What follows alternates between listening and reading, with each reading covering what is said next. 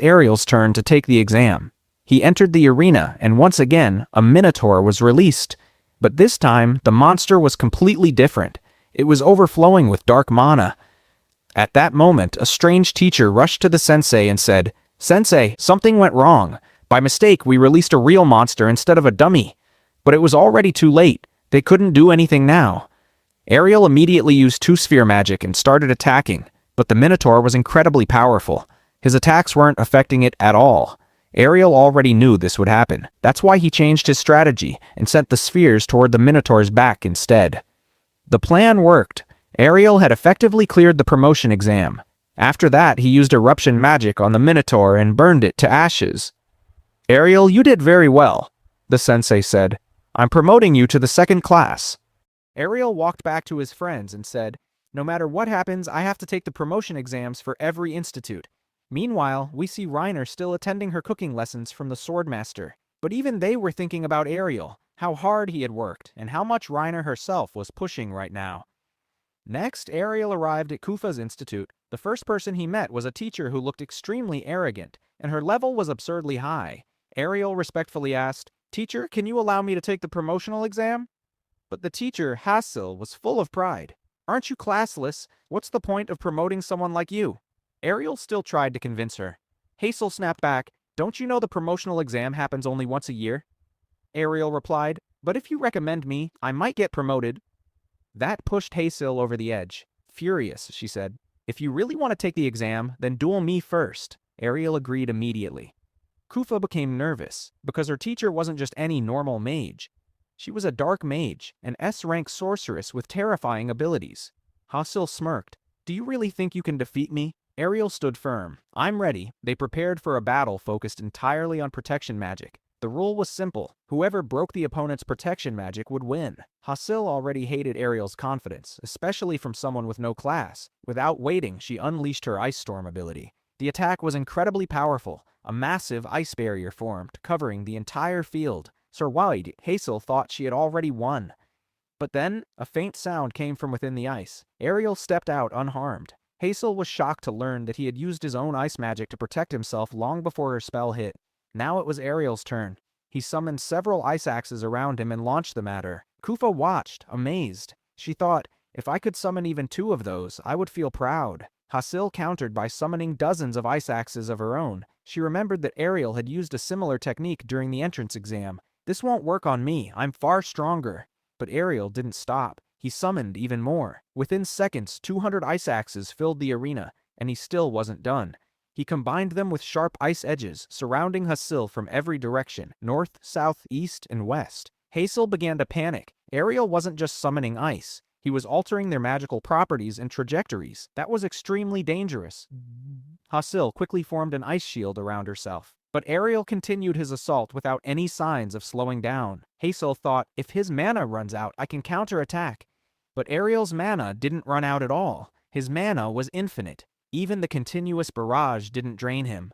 Then suddenly, Ariel stopped attacking. Hassel smirked. His mana must be gone. But from outside the ring, Ariel's voice echoed, "It's time to use the final blow."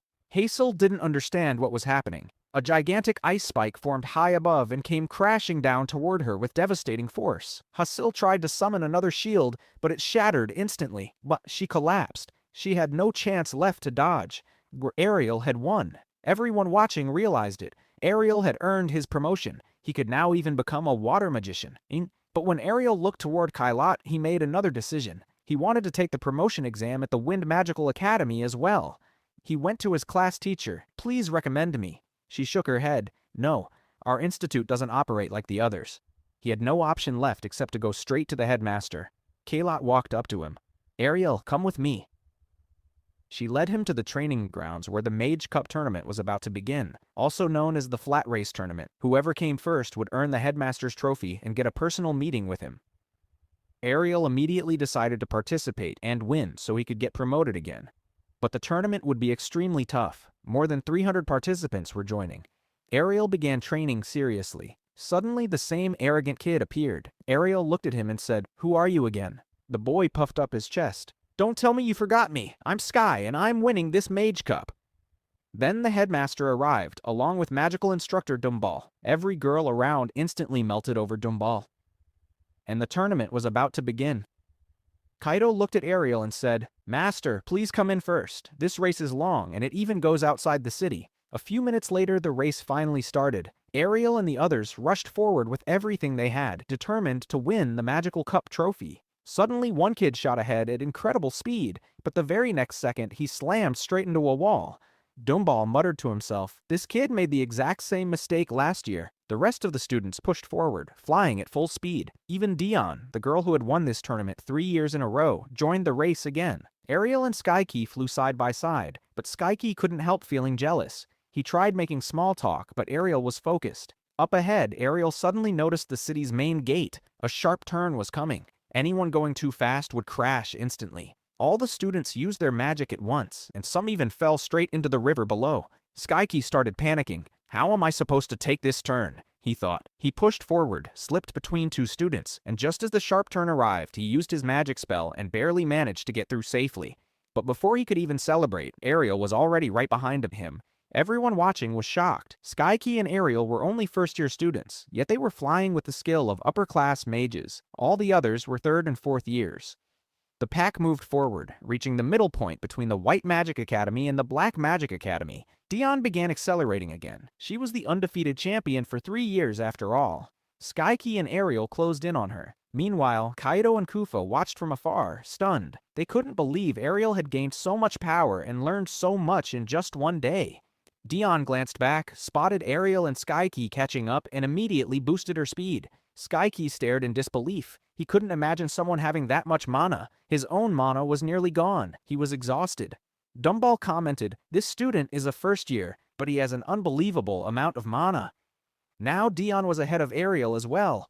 Ariel increased his speed and tried to catch her, but Dion's wind magic was strong. She kept gaining distance. Ariel realized he couldn't increase his speed any further, so he matched her wind magic instead. He began compressing the air around himself, boosting his momentum. The crowd was stunned. Even the commentator couldn't believe what Ariel had done. Dumball also watched in shock. What is that kid trying to do? Then Dion pushed her speed even further, sprinting ahead like a missile. Both their speeds were insane.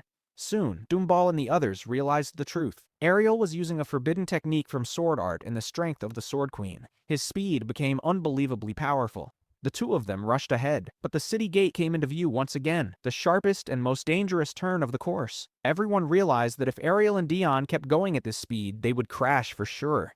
Dion immediately thought, "I should slow down," and reluctantly she was forced to reduce her speed. But Ariel didn't slow down at all. Ariel shot straight toward the city gate at full speed. Nobody believed he would make that turn alive. Then Ariel extended his hand, compressed the air again, and used that force to swing himself perfectly around the sharp turn. He did it, and just like that, he crossed the finish line first. Atop, the entire stadium erupted in cheers. Ariel had won the tournament.